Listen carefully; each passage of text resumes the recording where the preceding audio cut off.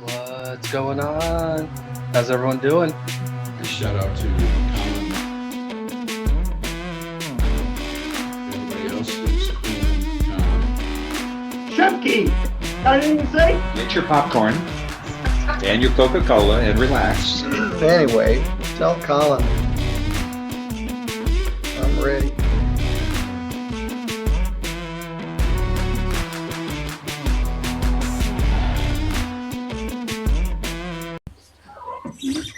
Okay. All right, you ready? Yeah, I'm ready. Okay, first, before we get started, this is a courtroom, and I do want to record this. Is that okay? Okay. And how do you say your last name? Is it Fleischer or Fleischer? Fleischer. Fleischer. Yeah, the only thing with me is what I'm under the impression of. I think that I'm not allowed to have the seal visible. So that's why I moved the camera because I don't think that for purposes of any kind of outside interaction of court, I'm not allowed to have that seal. So that's why. Yeah. Other than that, yeah. So I'm recording. I wanted to make sure. I asked a bunch of people because I don't know. So when I'm watching you, I'm like, oh, I love this judge. I want to interview him. So that's why I reached out to your court coordinator. And then this morning, I'm like, I don't know how to pronounce his name. I don't. So I started asking people, and everyone gave me a different answer. So like, all right, well, you know what? I'm just gonna ask him. I don't mind. I don't, whoever wants to watch, whoever wants to record, I don't mind. Even Victoria, our coordinator, was kind of apprehensive about it at first, but we have nothing to hide. Everything that we do in hopes that people actually watch so that they can see what goes on, see everyday court, see how some people can truly be redeemed. Some people do great. And then you have some people that are truly, truly scary, like the gentleman before here. It was a DWI where a person passed away.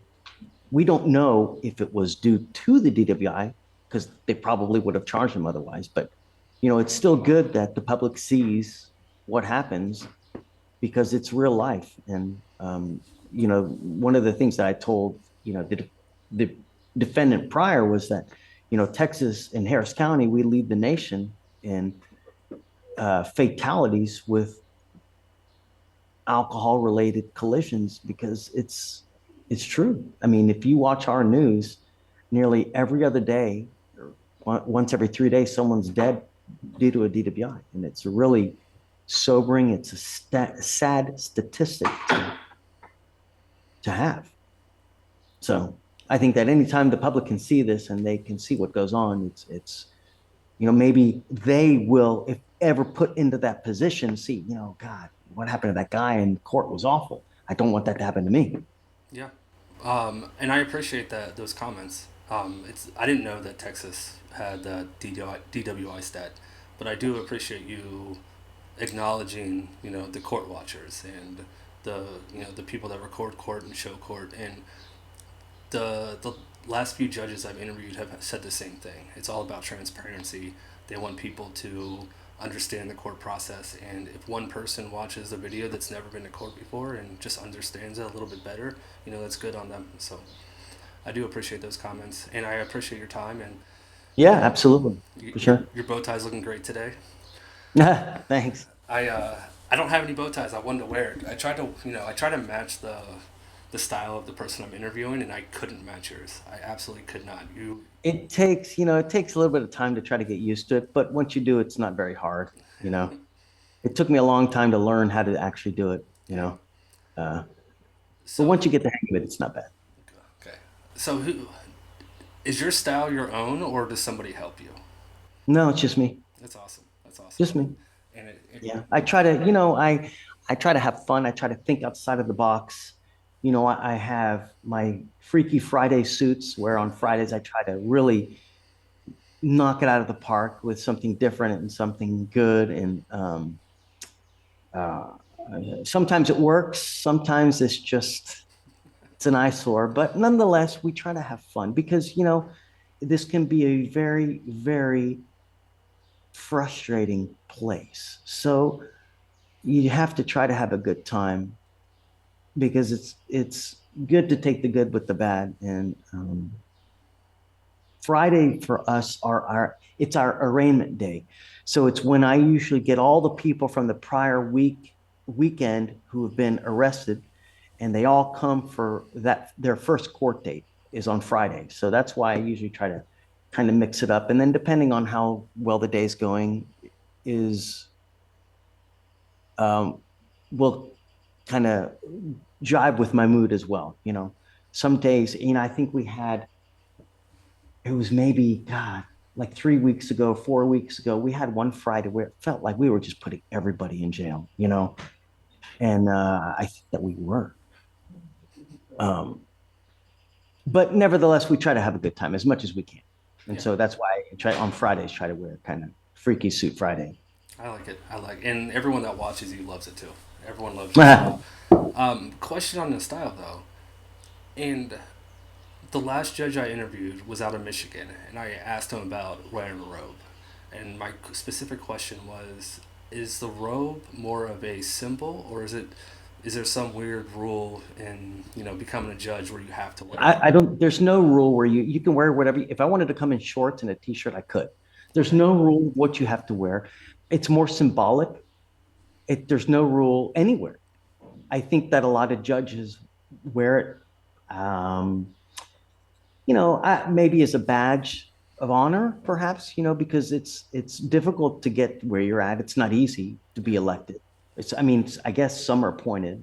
I don't know, but and so for me, I don't like to. I don't need to wear it. I don't want to wear it. It's hot. It's cumbersome. I'm always slipping over it. I'm no better than they are. I don't need it. I think in my entire, I've been on the bench now for nearly 5.5 years, and I think I've worn it only once, maybe twice ever, and it wasn't for me. I don't need it.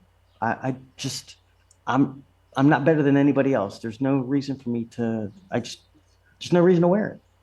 People know I'm a judge, and I tell people, I treat every single person that comes up here as if they were my own child or my mom was in front of me. So for me, it's just, I don't need it. It's a good answer. I like that. I like that a lot. And thank you for clarifying that. Okay, so next question. I was reading a little bit about since you talked about how long you've been in office, about your campaign. And one of the biggest things that you mentioned was personal recognizance bonds were important to you. Now, after watching a lot of court and having a big community and a lot of people that watch with me, there's a lot of frustration about how easy some people get PR bonds. Now, I'm not going to say none of us, but most of us aren't, lawyers. We've never been to law school, but we're just watching some of these cases and here's someone getting a PR bond. It's like, I know that they're, innocent until proven guilty, but so let me explain to you. Let me explain to you what happened. So go for it. I ran initially in 2016, I think it was, right? Give me a second. Yep. I ran initially in 2016. You know what? Let me put this. I'm gonna live stream this so that if anybody else is watching, they can see this, because I think it's important, because you're not the only person who's expressed interest in this. And so I've started a live stream now. I don't know if anyone is watching, but back in 2015, there was a lady by the name of O'Donnell, and she was arrested and charged with driving on a suspended license. And what happened was she was put into jail. Her bond was set at $2,500. I think her bond at the time was set at $2,500, where any person back at that time, all you had to do was pay 10%, which is about $250, and then you can get out, right? She didn't have that. She was a single mother. I think she had a child and no family. So she wasn't able to swing that. So what happened? She had to sit in jail. How do you get out of jail? There's only one way. Well, two, theoretically. Trial or you plead guilty. So essentially, the only two ways to get out of jail are either going to trial or pleading guilty. Well, what happens if you're not guilty of an offense, but you don't have the money to get out? People are going to plead guilty just to get out. Yeah. So the idea is to try to combat that. The way to do that is with PR bonds, personal recognizance bonds, where essentially we let you out. You promise to come back. This is only with misdemeanors. This is not with felonies, mind you. Right. So this is not happening to the murderers, aggravated robbers, and serial other people that you have out there. So essentially, it's really not fair to have a financial-based justice system, which is essentially what happened. Only the people who had money or resources or family were allowed to get out. Everybody else had to plead guilty. And the problem is that when you plead guilty, there are a lot of consequences. You may lose your license. It's going to go on your record. You may not, especially on a theft case. If you plead guilty to a theft, you're branded a thief forever. I have people that tell me now, I can't get a job because I've got this theft, or I can't get an apartment because I've got a theft. So what we did was to craft a solution to where if you go to jail on a misdemeanor and you meet these parameters, we're going to let you out. Now, there's always a problem that's going to arise. There's always some kind of collateral idea, nuance or something that's going to happen that's going to throw a wrench into everything. So yeah, you have people who have multiple priors who get multiple PR bonds. At that point, it's up to the judge to determine whether they should have gotten a PR bond in the first place, and they can yank it or they can let it be as is.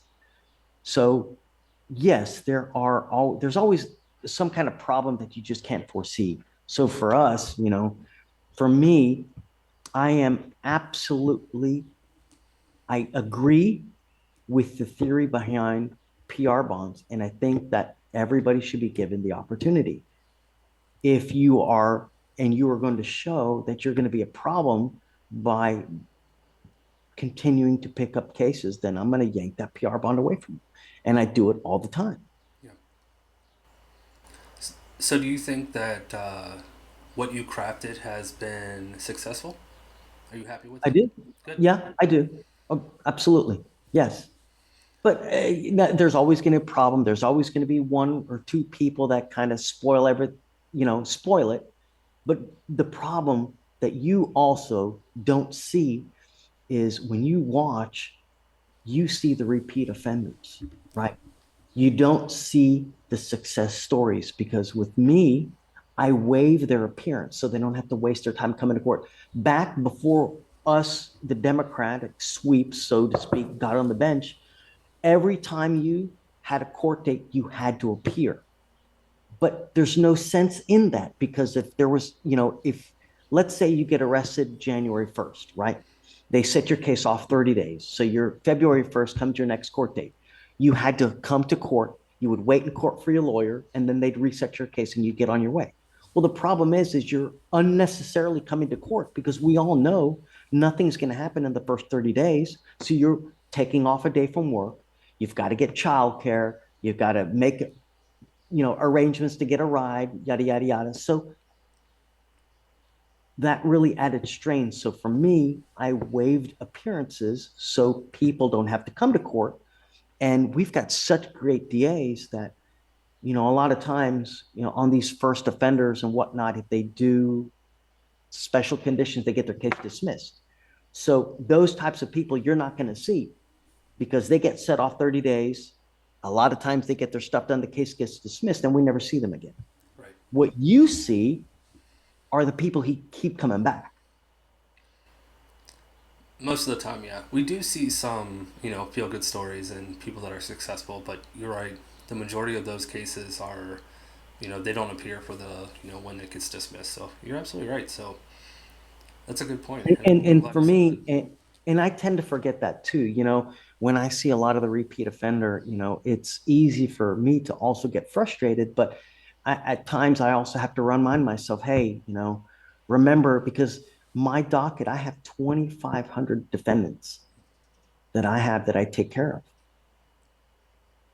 On a daily basis, on a weekly basis, I'll see what, maybe 200, 300, 400. So all those other people are doing well.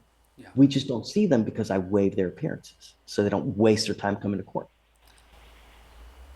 Thank you for sharing those numbers. I like hearing that you have 2,500 people, but you only see 200 or 300. That makes me feel better as a citizen. That everyone. I mean, let me put it to this way, because the numbers are such that we keep really good track of the numbers. Back in the COVID era, we had a total, I think at one point I may have had 3,000 people backed up on the docket because of everything was just, with Harris County, we had a flood. Because of that big flood here, I mean, everything just stopped for, God, a long period of time. After the flood and the hurricane, we had COVID that hit. So, and even though those natural disasters hit, crime doesn't stop. Right. So the numbers, even though court stopped because of COVID, the numbers kept piling up. So we at one point, I want to say we had 3,000 people, right? Now I've got us down to about 920. Oh, that's good. So I think, about 950 people. So we've brought the numbers way, way, way, way, way down. I think I only have maybe just a couple, maybe 100 people, 200 people in jail now. So we've really worked well to try to move as many cases as we can so that people don't just sit there and linger on the docket, because the longer they're on the docket, the more time they're not working or being a productive member of society. That's actually brings me to a question. I'm trying to think how to phrase this. So, as a judge, and I heard you say this earlier, we don't need to go into details, but you said you were frustrated of how long this case has been out there.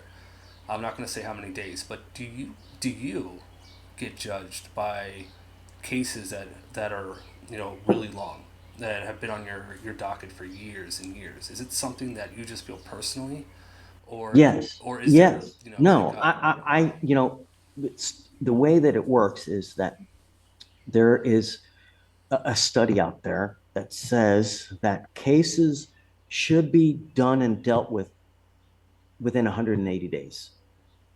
If they're not done within 180 days, something is wrong. So I use that for me as a basis of when cases should be done. There are other judges that have cases that are 300, 400, 900 days old. If that's the case, we don't have it, because I stay on top of it. And I really work hard to try to make sure that cases are resolved.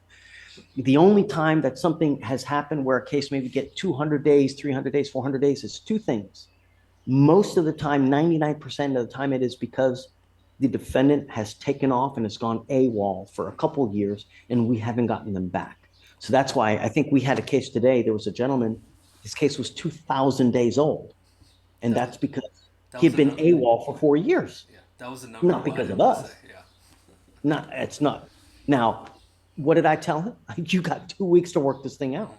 Otherwise, I'm sending your case to trial. There's no reason. I'm not going to give you leniency because you take off for 4 years. Absolutely not.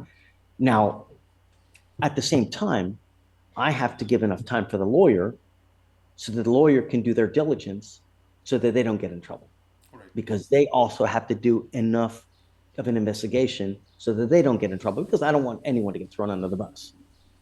The only other time there could be a possible issue is because there's some kind of video or 911 tape that the DA's office has not been able to get. And a lot of times that may happen because, with us here in Harris County, the district attorney's office, they just don't have enough DAs. They need more DAs. And so, it falls, my chief now, Pavel, he's just such a great guy. And unfortunately, he was working by himself for a good amount of time. Now he finally has another person to help him out. And so it's difficult because he's got to get all the videos, got to get all the 911 tapes. He's got to talk to all the potential victims. He's got to do all the interviews. And so it's a heavy burden that he shoulders. So, I try not to give him a hard time, but for me, the benchmark is 180 days. If something is past that, there's got to be a darn good excuse. Yeah. Yeah. One guy working, you said 900 people. That's a lot of cases for one person. So I'm glad he got some help. I have seen that in other courts though, where they're short of DAs. So that's not an uncommon problem for Harris County. All right. Good. And a lot of other courts in other states, everybody does stuff different. That's true. Some courts get a ton of sovereign citizens. Why is that? I have no idea. Like Judge Simpson, this guy gets, how on earth does he get? Is it Michigan? Is it that Michigan's, it's not as populous as Harris County? We have what, 3.5 million people? I don't think Washington has that many, but yeah, has that many people. But yeah, Judge Simpson does seem to get a lot of sovereign citizens. That was actually a good segue. You segued into my next question. I was going to ask you how you felt about sovereign citizens. Not necessarily how you felt, but I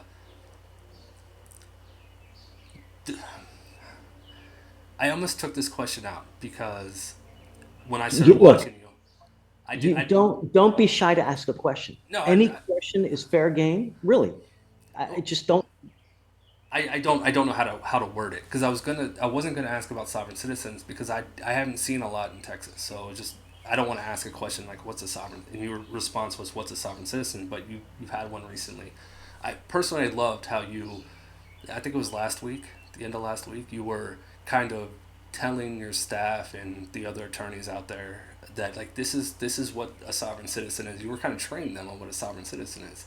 When in the atmosphere and the community that I'm in, everyone knows what it is. So that was kind of humorous to see.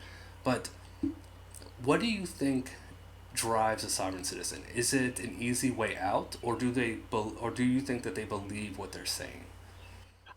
That's a wonderful question, Colin. I have no idea. Is it the fact that they use this as a method of obtaining something? Because let me give you an example. What happens if you take that type of behavior and you go to a local restaurant like Chili's, or here we have something called Papacitos. Give me a second.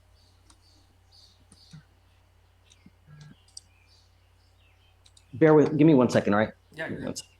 Give me a second, 1 second. All right, sorry about that, Colin. You're good. All right, so what I was going to say is that,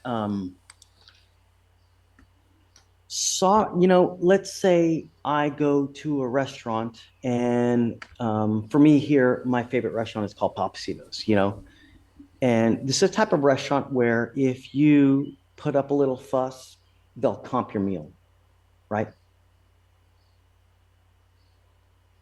If you take that kind of behavior and you do it at a restaurant, what's going to happen? You're going to get your meal comp. You're going to get what you want, right? What if you do that at other places? Is it going to happen? Are you going to get what you want? If you raise your voice, if you act in a certain manner, there's a lot of times you may get.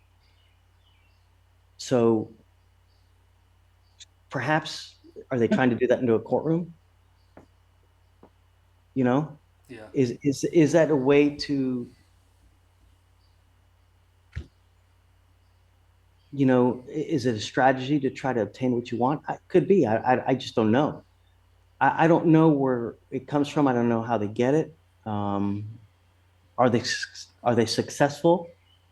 I have not seen it.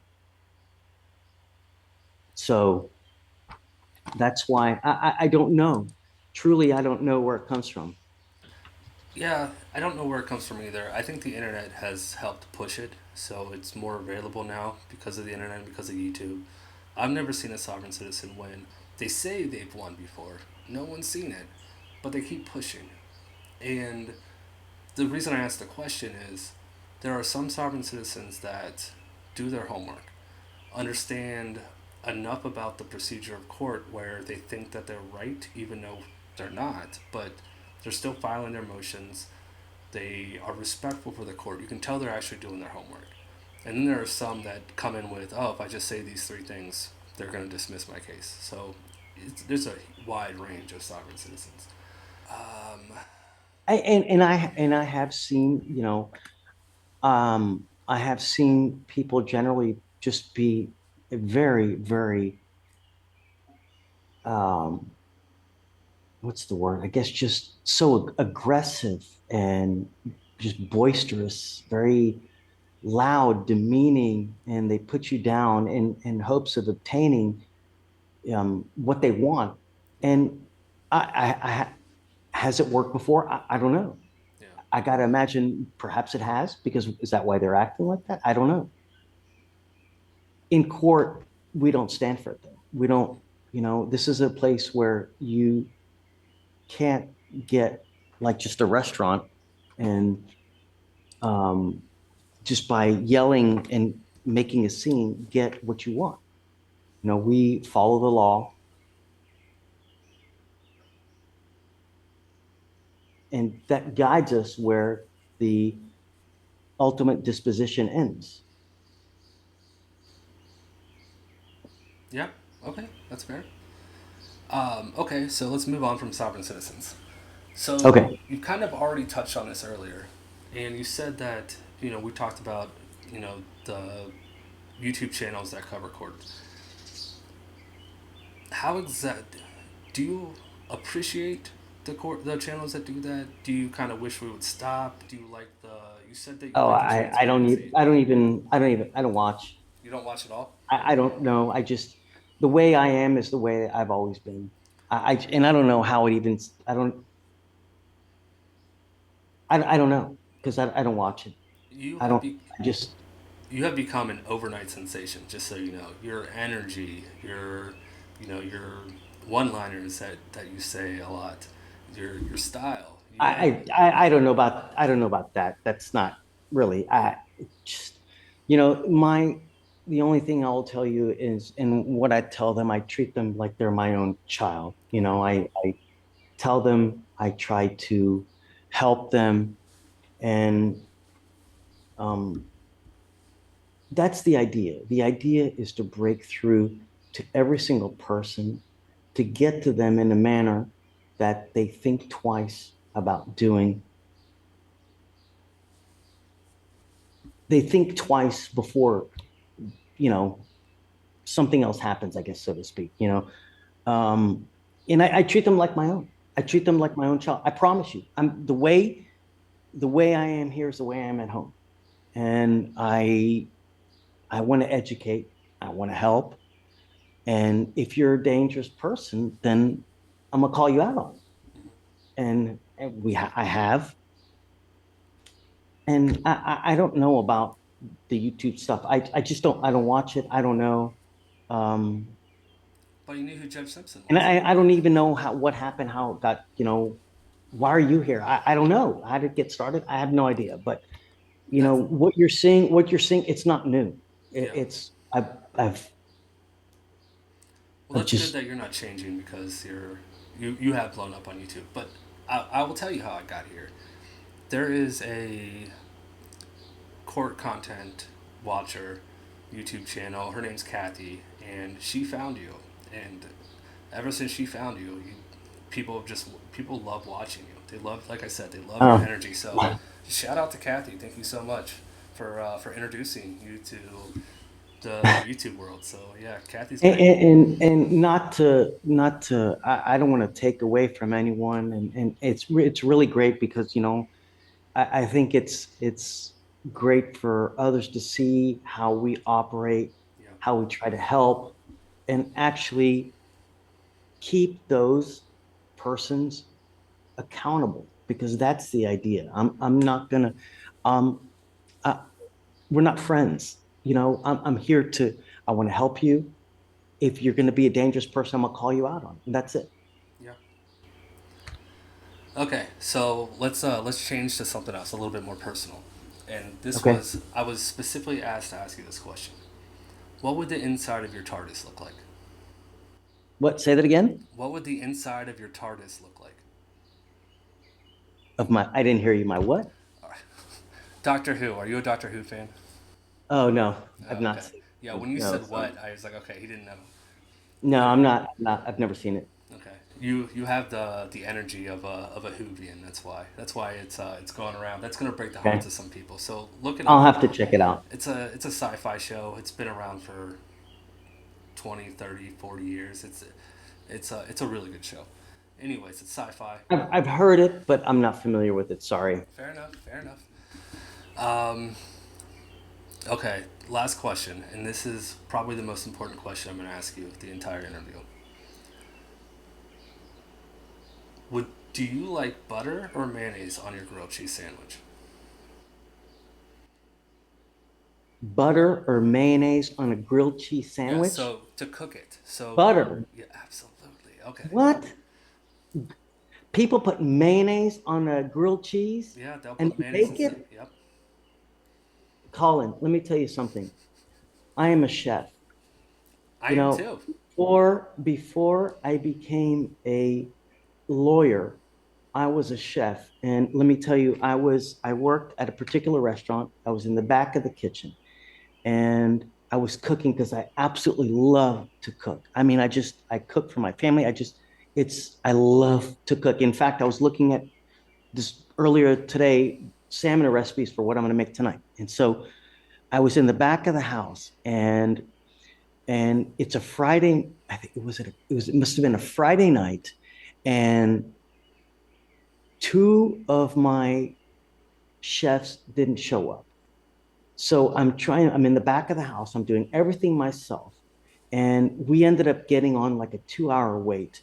So I guess my GM at the time finds out. He comes storming into the back of the kitchen and he just lets loose. And I mean, to the point where I felt like I was just 2 inches from the ground. And he was berating me, belittling me. How on earth can you let this restaurant go on a 2 hour wait? It's unacceptable. You are just not a great chef. Yeah. So I said, you know what? Bye bye. I'm going to do something else. And so after that, I decided, you know what? I'm going to go to law school. And ever since then, that's what I've been doing. But, you know, so for anyone to put mayonnaise on that, it's a grounds for issuance of a warrant, I agree. I agree 100%. you know? Bench warrant. But anyways, uh, so that's it. So tell me just real quick, are we done? We can talk as long as you want, but those were the questions. I didn't know how much time you had. I try to keep it within 20 to 30 minutes because I don't. Do you have one of these YouTube channels as well that I do. I do. I like to you know watch court, react to court. But I try to stay away from a lot of the heavy stuff. I try to keep it light. I've been interviewing judges for a couple months now. I just came back from not Washington, Michigan. I did a court tour.